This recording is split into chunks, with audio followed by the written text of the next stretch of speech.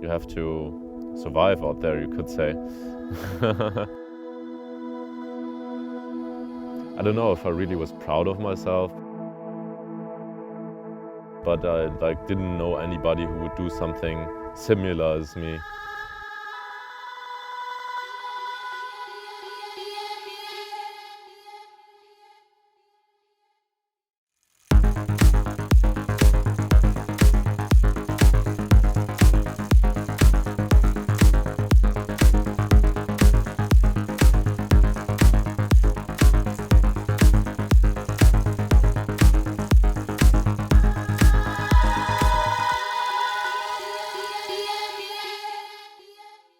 I got the idea from a good friend of mine because I was very upset about the flight connection to Volda, and then he just said, why don't you go by bike then?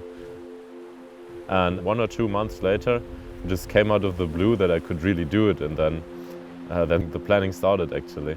I packed my bags several times beforehand just to see how it would fit everything, how I can get a routine in. I think it was in total 50 to 60 liters of storage capacity. I love my bike, what can I say? That thing, it took me up to Norway 1,205 kilometers. You just kind of fuse with it at one point because you really have to feel the ground beneath you. You have to feel on what you're traveling, because there could always be something that disrupts your balance or anything, then you fall off the bike, and that should not happen, especially when you're going downhill. I was driving the first day, and I was still recovering from Corona, which I had before the tour, and I made a mistake. I'm going from the road to the bike lane, and through that mistake I fell off the bike and had a crash and my saddle was completely trashed in that action, and also hurt myself. And I still had to drive 30 or 40 kilometers to a camping spot. And then I just realized that I was in complete shock because my hands were going like this, and I didn't even realize it myself, and I was just completely exhausted from the first day.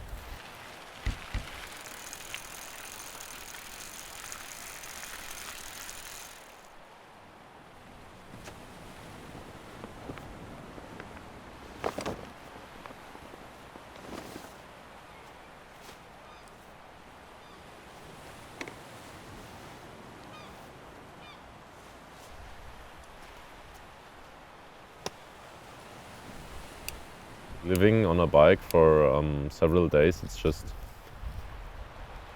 does something to you. I can't really put my finger on it, but I have the feeling some people really feel alienated of that and just take it for granted that you can travel around the world and be comfortable while doing that, completely comfortable. You always had to look on the road or look around, and I took so much in actually. Saw so many things, because when you're driving by car or you're flying, everything passes by very quickly, and maybe the brain cannot process everything. That's the thing with going by bike, and that you can take in so much of the environment, and you see much more. It stays with you. It stays with you. You had so much time with yourself to really reflect upon things. That was nice. And being all alone, you could also take in as much as you could. I was not distracted by anything or anybody. You really have to listen to yourself when you need to eat, or when you need to sleep, when you need to rest or drink something. There were, of course, many ups and downs. I was feeling very good at some points, but also very bad at some other points. Especially if you're pushing yourself up a mountain, then you get a kind of reward. You have that nice view, of course, but everyone has that when you're driving up by car too. But for me, it was not just seeing the landscape, but also feeling that you have made it now. And that was a really nice feeling, actually.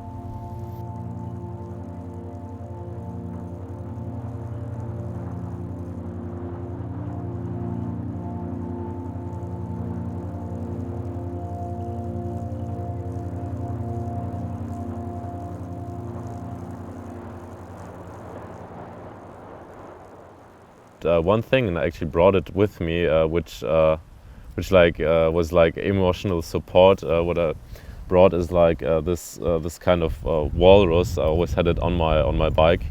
I called it Hansi. My girlfriend actually gave it to me as like a parting gift. And this little guy, he was with me for the whole time. And sometimes when I was feeling really bad, I didn't know what to do, because sometimes you just need someone to talk to. And then I talked to Hansi and was like, okay, Hansi, we just have to go along this road, just have to do another 20 or 10 kilometers. And after that, we're done for the day, or just have to go up this mountain ridge, and then it's okay. We're almost there. Keep pushing. I think the best moment was when I was close before the Norwegian border. I was driving for 160 kilometers. I actually was shooting for going over the border to Norway.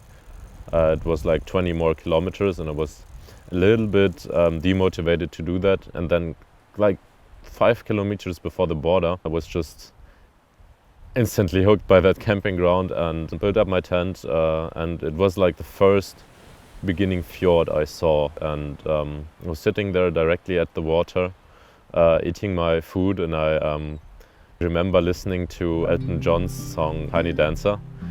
I don't know, it just came all over me that I'm now really doing that thing. I'm now really going to make it. My destination, Volda, is in reach.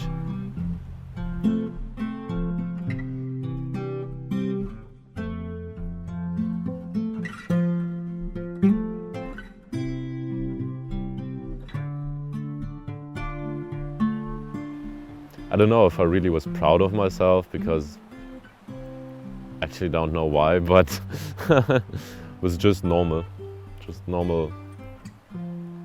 evening.